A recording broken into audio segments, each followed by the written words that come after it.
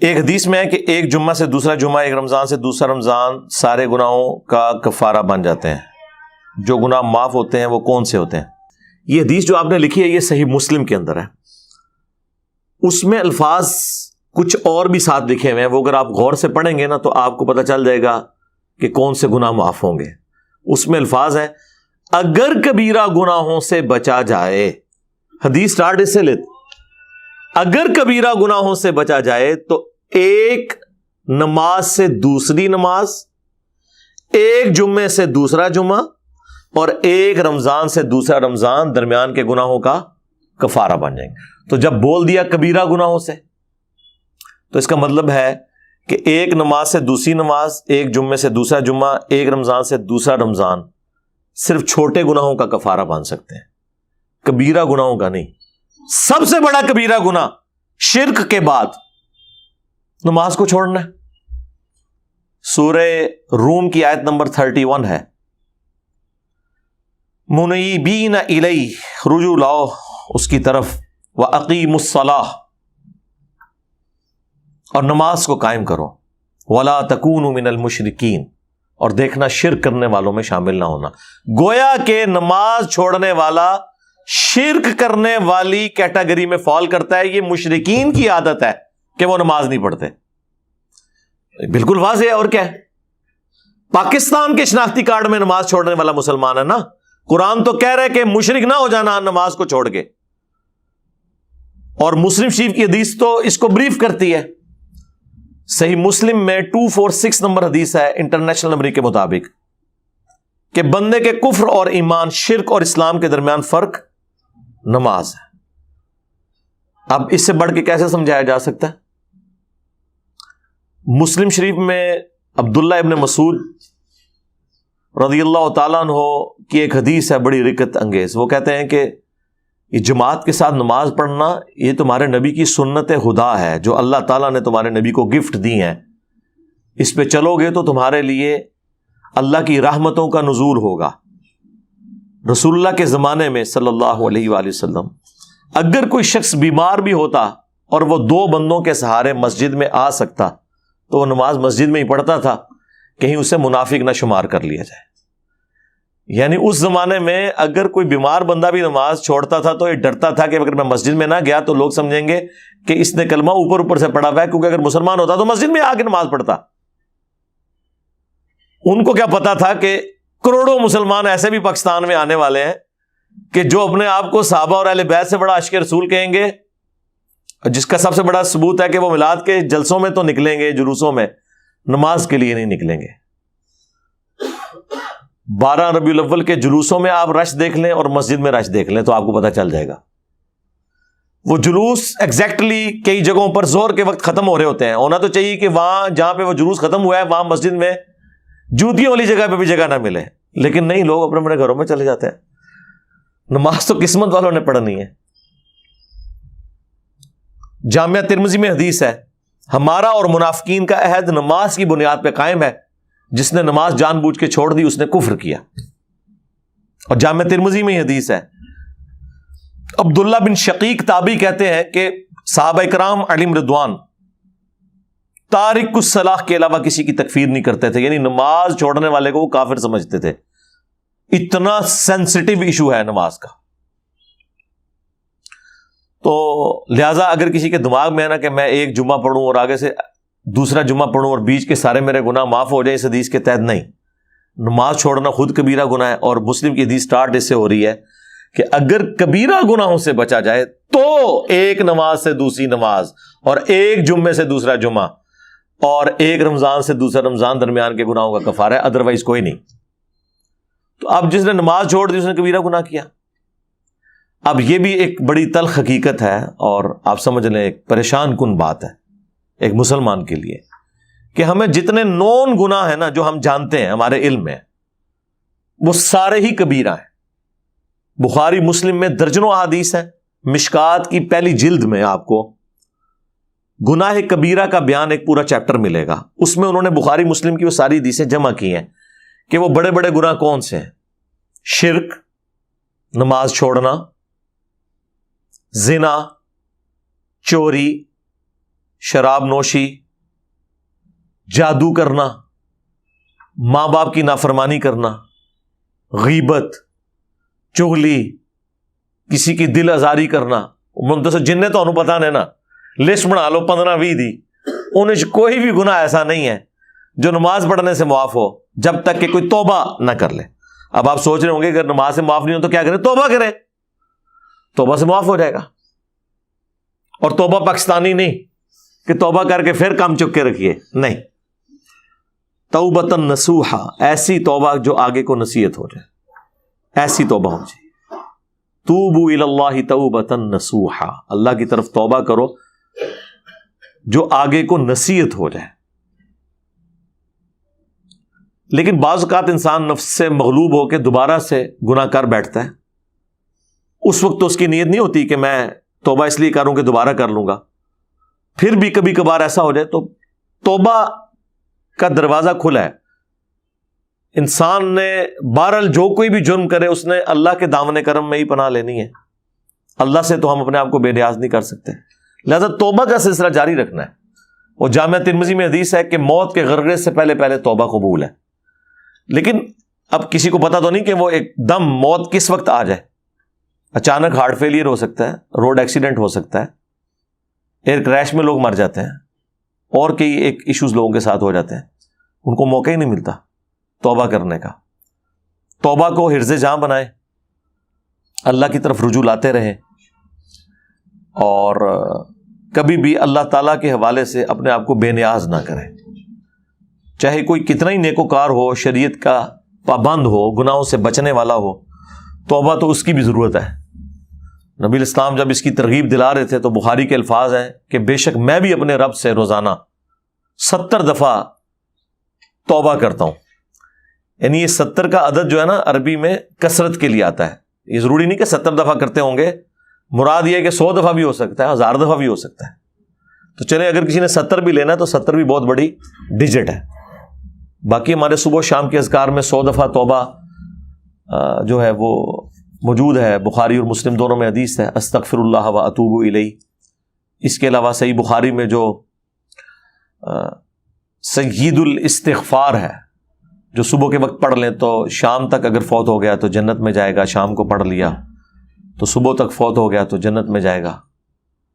وہ بھی اللہم انت ربی لا الہ الا انت خلقتنی، یہ والی جو دعا ہے ہمارے بلو کارڈ صبح و شام کے اذکار کے اوپر لکھی ہوئی ہے، اسے حرز جاں بنائیں. لہٰذا یہ جو جتنی بھی فضائل آتے ہیں، جیسے بخاری مسلم میں حدیث ہے کہ اگر کوئی شخص فرض نماز کے بعد پڑھے لا الہ الا اللہ وحدہ لا شریک لہ لہ الملک ولہ الحمد وہو علی کل شیء قدیر، ایک دفعہ، اور یہ اس نے پڑھنا ہے وہ 100 پورا کرنے کے لیے.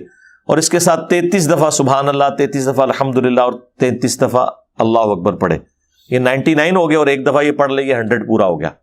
اور ایک حدیث میں آیا ہے 33 دفعہ سبحان اللہ، 33 دفعہ الحمدللہ، اور 34 دفعہ اللہ اکبر، تو وہ بھی 100 پورا ہو جائے گا. ایک حدیث میں اللہ اکبر کے ذریعے 100 پورا کرنا ہے، باقی تینوں 33 دفعہ پڑھ کے، اور ایک میں لا الہ الا اللہ وحدہ لا شریک لہ پڑھ کے. تو اللہ تعالیٰ ایسے شخص کے سارے گناہوں کو معاف کر دے گا، اگرچہ سمندر کی جھاگ کے برابر ہی کیوں نہ ہو. لیکن یہاں بھی مراد صغیرہ گناہ ہے، جو کبیرہ گناہ ہے. مثلا صغیرہ گناہ آپ سوچ سکتے ہیں کہ مثلاً بد نگاہی ہو گئی کسی سے، جان بوجھ کے نہیں کی لیکن وہ اس سے ان انٹینشنلی کوئی معاملہ ہو گیا. جو صحیح مسلم میں حدیث ہے کہ میرے رب نے مجھے حکم دیا ہے کہ اگر میری نگاہ یوں پڑ جائے تو میں فوراً اسے ہٹا لوں. اس طرح کے معاملات بعض اوقات ہو جاتے ہیں انسان سے. انجانے میں کوئی ایک جملہ ایسا بول دیے جس کی وجہ سے کسی کی دل آزاری ہو گئی ہے، نیت نہیں تھی اور پتہ بھی نہیں چلا اسے. تو یہ اس طرح کے جو معاملات، ایک تو ہے جان بوجھ کے کرنا، وہ تو کبیرہ گناہ ہے. اس طرح کی جو چھوٹی موٹی چیزیں ہیں نا، وہ نیک اعمال سے آٹومیٹکلی گناہ معاف ہو جاتے ہیں. ٹھیک ہے، وہ تو قرآن میں واضح موجود ہے کہ دن کے دونوں کناروں کے اوپر نماز کو قائم رکھو، بے شک نیکیاں گناہوں کو مٹا دیتی ہیں. اور اس کانٹیکسٹ میں بخاری مسلم میں حدیث ہے، اس آیت کو حضور نے تلاوت کیا تھا اس موقع پر، اور مسلم میں ذرا تفصیل کے ساتھ ہے. جب ایک صحابی نے کہا کہ میں نے آج ایک غیر محرم عورت کو گلے لگا لیا راہ چلتے ہوئے کسی گاؤں ایریا میں دور دراز، لیکن میں نے اس کے ساتھ یعنی وہ انٹر کورس والا معاملہ نہیں کیا تو آپ مجھے پاک کر دیں. حضور علیہ السلام تھوڑی دیر خاموش رہے اور پھر یہ آیات نازل ہوئی اللہ کی طرف سے. پھر آپ نے وہ سوال کرنے والے کو بلایا اور آیات تلاوت کی کہ ٹھیک ہے نماز پڑھو اللہ تعالیٰ معاف کرے گا. اب اس کا مطلب یہ نہیں کہ کوئی شخص یونیورسٹیز میں کالجز میں ڈیٹے مارتا رہے اور اینڈ پہ نماز پڑھے اور کہ جی معاف ہو گیا. نہیں, ایک دفعہ ہی واقعہ ہوا ہے. اس پہ اجماع ہے کہ کسی چھوٹے گناہ کو بار بار کرنا یہ خود کبیرہ گناہ ہے.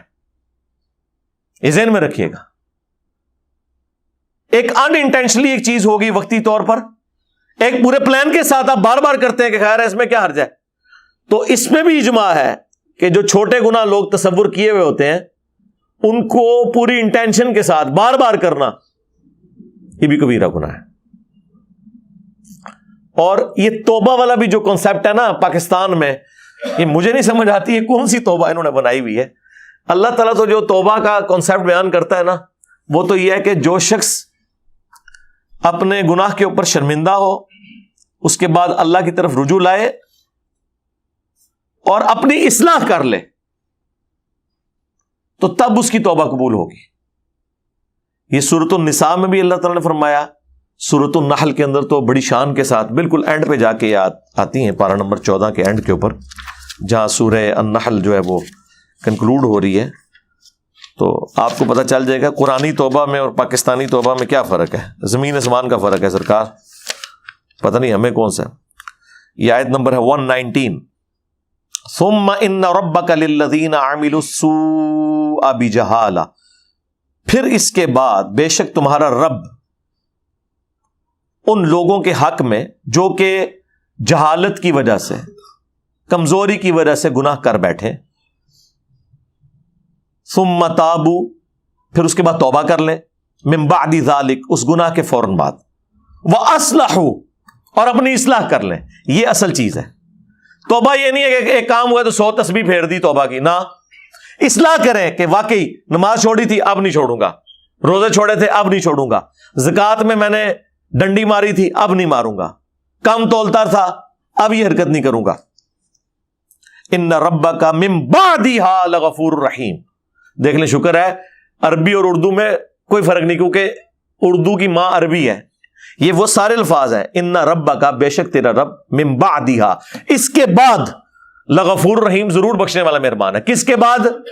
توبہ کرے, جہالت میں گناہ کر بیٹھے, توبہ کر لے, اپنی اصلاح کر لے, پھر بعد میں اگر توبہ کرتا ہے نا, یعنی اس کے بعد اللہ کی طرف رجوع لاتا ہے, پھر اللہ تعالیٰ اسے معاف فرمانے والا ہے. لیکن جو شخص پوری انٹینشن کے ساتھ کام چک کے رکھا ہوا ہے جس نے, وہ نہیں سرکار. یہ کتابوں کا خدا ہے میرے بھائی. اللہ تعالیٰ اپنے معاملات میں بہت سینسٹیو ہے اس حوالے سے. اس کا یہ مطلب نہیں کہ کوئی نعوذ باللہ ہمارے گناہ کرنے سے کوئی اللہ کی شان کام ہو جاتی ہے. نہیں, اللہ کو کیا فرق پڑتا ہے, اللہ تو بے پرواہ ہے, اللہ کو تو کوئی فرق نہیں پڑتا. جو کام ڈال رہا ہوتا ہے نا اس کو فرق پڑتا ہے. لیکن چونکہ اللہ کی یہ خواہش ہے اپنے بندوں سے کہ سب کے سب لوگ وقت کے پیغمبر کی پیروی کریں صلی اللہ علیہ وآلہ وسلم, پھر رسول اللہ کی شفاعت کے ساتھ, میری رحمت کے ساتھ جنت میں داخل ہوں. یہ تو اللہ کی اپنے بندے سے ایک ریکوائرمنٹ ہے. اس لیے اللہ تعالیٰ ہمارے ساتھ ہمدردی کر رہا ہوتا ہے کہ بھئی میں تو اپنے روز میں بڑا سخت ہوں, میں نے تو کوئی لحاظ نہیں کرنا, میری تو نہ کسی پیغمبر کے ساتھ کوئی رشتہ داری ہے, نہ کسی فرشتے کے ساتھ, نہ کسی بڑے سے بڑے انسان یا جن کے ساتھ. میں اپنے روز کے اندر بہت اسٹرکٹ ہوں, لہٰذا تم نے اپنے آپ کو سدھار لینا ہے. اس لیے توبہ کے حوالے سے کانشیس رہا کرے, اللہ کی طرف رجوع لاتے رہے, خصوصاً جب کبھی کوئی مس ہینڈلنگ ہو ایٹ دا اسپاٹ, اس وقت تو آپ نے توبہ کرنی ہے.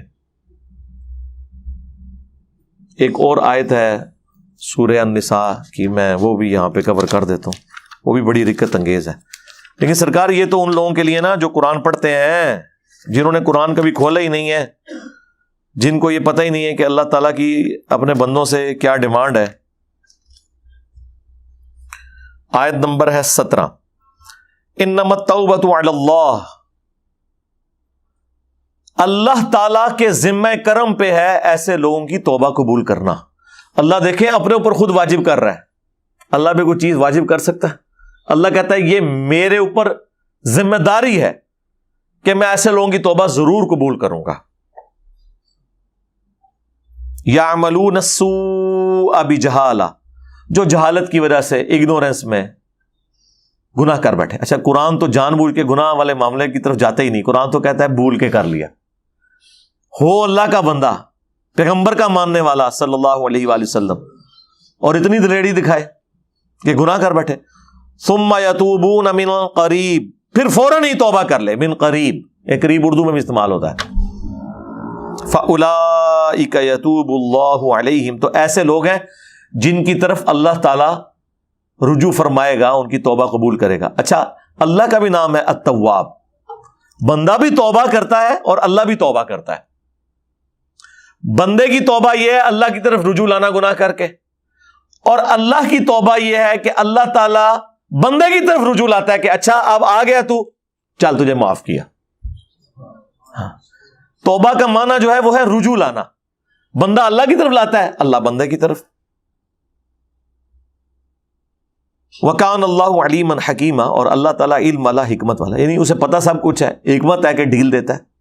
بخاری مسلم میں حدیث ہے، مسلم میں تو بڑے شان کے ساتھ آئی ہے کہ جو شخص گناہ کرنے کے بعد توبہ کرتا ہے تو اللہ تعالیٰ کو اس بندے سے ایسی خوشی ہوتی ہے جیسا کہ ایسا شخص جو کہ کسی ریگستان میں ہو اور اس کا سارا ساز و سامان ایک اونٹ کے اوپر لدا ہوا ہو. تھوڑی دیر کے لیے آرام کے لیے بیٹھے، آنکھ لگ گئی اور اونٹ غائب. جب اٹھا تو پریشان کہ اب تو موت سامنے ہے، کیونکہ ریگستان میں تو نہ پانی نہ کھانا. کئی ہفتے تک اونٹ تو سفر کر لیتا ہے کیونکہ اس نے پانی سٹور کیا ہوتا ہے اندر، اللہ نے اس کو بنایا ایسا ہے. انسان تو مر جائے گا بغیر پانی کے. اب وہ بیٹھ کے موت کا انتظار کرنا شروع کر دے اور اچانک اس کے سامنے اس کی سواری آ جائے، یعنی اسے نئی زندگی مل جائے، اور وہ اتنا خوش ہو کہ اس کی زبان لڑکھڑا جائے خوشی کی وجہ سے. کہنا تو اس نے یہ ہو کہ اے اللہ میں تیرا بندہ، تو میرا رب، لیکن زبان لڑکھڑا جائے تیزی میں وہ کہے کہ اے اللہ تو میرا بندہ میں تیرا رب. من شدت الفرح. یہ نہیں ہے کہ اس سے کچھ چیز رسول اللہ یا اشرف رسول اللہ ثابت ہو رہا ہے، وہ ایسے ثابت کرتے رہے. اللہ دے وہ بندے ہو مامو پارٹی تو آڈے لوگوں نے پوری انٹینشنل پڑھایا، آج تک چھاپ رہے ہیں، ڈیفینڈ کر رہے ہیں اس کا اور اس بندے کا جس کی زبان لڑکھڑا گئی. اس کے ساتھ کیا لینا دینا ہے؟ ڈنگروں والی زندگی گزار رہے ہو تم لوگ. اس طرح کی حدیثوں سے رزلٹ کچھ اور نکلتے تھے، اور طرف چل پڑتے ہیں، اپنے بابوں کے کپڑے اترے ہوئے ان کی بزرگی ثابت کرنا شروع کر دیتے ہیں. بہرحال تو نبی الاسلام فرمایا اصل میں اللہ کے نبی الاسلام وہ اللہ کی خوشی کے اظہار کو اس طریقے سے پریزنٹ کر رہے تھے. اس میں سے یہ نکالنا تھا، اس میں سے بابوں کی گستاخانہ عبارتوں کا دفاع نہیں نکالنا تھا. تو ایسی خوشی اللہ تعالیٰ کو ہوتی ہے. یہاں پہ بھی اللہ تعالیٰ فرما رہا ہے کہ فوراً توبہ کر لے اور اللہ تعالیٰ معاف کرے گا. وَلَيْسَتِ التَّوْبَةُ لِلَّذِينَ يَعْمَلُونَ السَّيِّئَاتِ، اور ایسے لوگوں کی تو کوئی توبہ ہے ہی نہیں. یہاں اللہ نے سائملٹینیس کنٹراسٹ بھی بیان کر دیا ہے کہ جو گناہ کریں حَتَّى إِذَا حَضَرَ أَحَدَهُمُ الْمَوْتِ، یہاں تک کہ ایسے گناہگار شخص میں سے کسی کو جب موت آئے، قَالَ إِنِّي تُبْتُ الْآنَ، تو کہ یا اللہ معاف کر دے. بھائی اب جب موت سامنے نظر آ گئی ہے تو پھر اللہ تعالیٰ ہمارا ایسے کی کوئی توبہ نہیں ہے. فرعون کے لیے بھی آیا تھا نا، الآن، اب ایمان لے کر آیا فارغ. جب وہ اس کو غوطہ آیا جب سمندر میں، تو اس نے کہا کہ میں بنو اسرائیل اور موسیٰ اور ہارون کے رب پر ایمان لایا. اللہ نے فرمایا اب موقع ہے ایمان لانے کا، اب تو موت نظر آ گئی. یہ وہی لفظ ہے انی تبت الآن وللذین یموتون وہم کفار، اور نہ ایسے لوگوں کی توبہ کبھی قبول ہوگی کہ جو کفر کی حالت میں مرے. اب اس سے مراد یہ ہے کہ آخرت میں گناہگار مسلمان کے تو چانس ہیں کہ اس کو اللہ تعالیٰ عذاب کے بعد یا رسول اللہ کی شفاعت کے ساتھ یا اپنی رحمت کے ساتھ معاف کر دے، لیکن اللہ تبارک و تعالی جو شخص کفر کی حالت میں دنیا سے گیا، آخرت میں نہ اپنی رحمت سے نہ رسول اللہ کی شفاعت سے اسے معاف کرے گا. اس لیے یہاں ذکر ہے اولئک اعتدنا لهم عذابا علیما، ایسے لوگوں کے لیے دردناک عذاب اللہ تعالیٰ نے تیار کر رکھا ہے. اللہم لا تجعلنا منہم، اللہم اجرنا من النار، اللہم انا نسألک جنت الفردوس مع النبیین والصدیقین والشہداء والصالحین، آمین۔ تو توبہ اس کی قبول ہے جو فوراً توبہ کر لے، اپنی اصلاح کر لے، یعنی پاکستانی توبہ نہ کرے، صحیح والی توبہ کرے جیسا کہ توبہ کرنے کا حق ہے۔ پھر اللہ سے، وہ تو اللہ نے سورہ الانعام میں فرمایا ہے کہ میں نے اپنے اوپر لازم کر لیا ہے کہ ہر حال میں رحم ہی کروں گا، اور بخاری مسلم کی حدیث سے اللہ تعالیٰ نے مخلوقات کی پیدائش سے پہلے اپنے پاس عرش پہ یہ عبارت لکھ لی تھی کہ میری رحمت میرے غضب پر سبقت لے جائے گی۔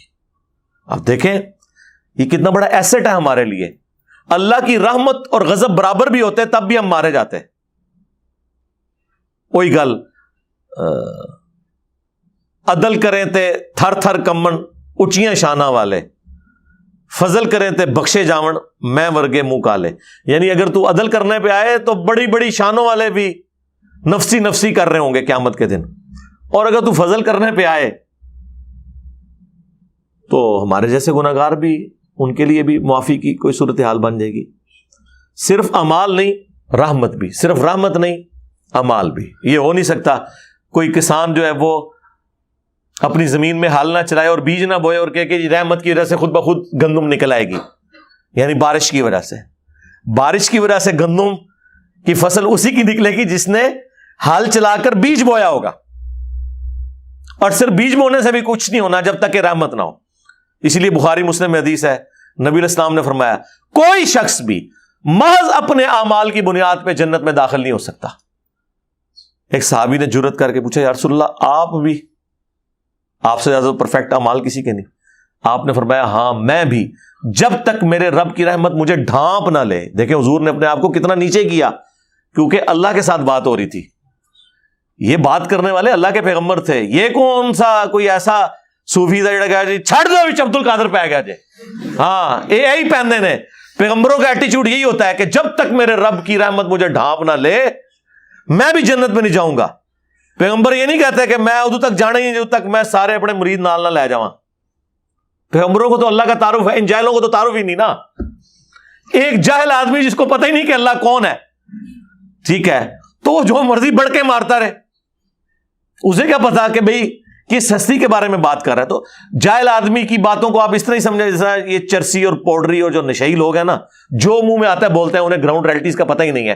ان لوگوں کا بھی یہی حال ہے۔ اللہ کا تعارف تو پیغمبروں کو ہوتا ہے، اور پیغمبر جو ہے وہ اپنی امتوں کو ان کتابوں کی روشنی میں جو اللہ ان پہ نازل فرماتا ہے وہ کرواتے ہیں۔ ان بیچاروں کا کیا لینا دینا، نہ انہیں اللہ کا تعارف، نہ انہیں آخرت کا تعارف، نہ انہیں یہ پتا کہ مرنے کے بعد کتنے مشکل معاملات ہونے والے ہیں، ورنہ تو انسان اپنی جان کی فکر کرتا ہے۔ اس کانٹیکسٹ میں مجھے بائی چانس ایک اور آیت بھی یاد آ گئی سورۃ الحجر کی۔ ہاں جی، یہ آیت نمبر ہے جی 49 سورۃ الحجر۔ نبئ عبادی انی انا الغفور الرحیم، اے نبی میرے بندوں کو خبر دے دو، خبر دے دو انہیں کہ بے شک میں بخشنے والا، رحم فرمانے والا ہوں بہت زیادہ۔ وَأَنَّ عَذَابِي هُوَ الْعَذَابُ الْأَلِيمُ، لیکن میرا جو عذاب ہے نا وہ بھی بہت دردناک ہے۔ تصویر کا ایک رخ نہیں بیان ہوا، یہاں پہ کہتے ہیں جو اللہ بڑا غفور رحیم ہے، اور اس کا مطلب یہ نکالتے ہیں کہ کام چک کے رکھو، جو کچھ بھی ہے تیرے محبوب کی امت سے ہے۔ نہیں، قرآن میں اللہ کا غفور الرحیم ہونا اس بندے کے حق میں ہے جو اللہ کی طرف رجوع لے آئے گناہ کرنے کے بعد۔ جو باغی ہے نا اس کے لیے پورے قرآن میں کوئی آیت موجود نہیں ایسی کہ کام چک کے رکھو تو میں معاف کر دوں گا۔ سورہ زمر میں آیا کہ اے نبی علیہ السلام جنہوں نے اپنی جانوں پر ظلم کیا، میرے ان بندوں کو خبر دے دو کہ اللہ کی رحمت سے نا امید نہ ہو، لا تقنطوا من رحمت اللہ، بے شک اللہ تعالیٰ سارے گناہوں کو معاف کر دے گا۔ لیکن یہ ان لوگوں کے لیے ہے کہ جو رجوع لانا چاہیں، یہ نہیں ہے کہ وہ دنیا بھی اپنی مرضی کی گزاریں اور آخرت بھی اپنی مرضی کی۔ نہ سرکار، دنیا اگر اپنی مرضی کی گزاریں گے پھر آخرت اللہ کی مرضی کی ہوگی، اور اگر دنیا آپ نے اللہ اور اس کے محبوب صلی اللہ علیہ وآلہ وسلم کی مرضی کی گزاری پھر آخرت آپ کی مرضی کی ہوگی۔ ہاں، پھر آپ کو اللہ تعالیٰ جنت میں وہ مقام دے گا کہ جو خواہش کریں گے وہ چیز ہو جائے گی، لیکن اس کے لیے شرط یہ ہے کہ دنیا آپ نے اللہ کی مرضی کی گزارنی ہے۔ اللهم انا نسألك جنة الفردوس مع النبيين والصديقين والشهداء والصالحين آمين. استغفر الله الذي لا إله إلا هو الحي القيوم وأتوب إليه آمين.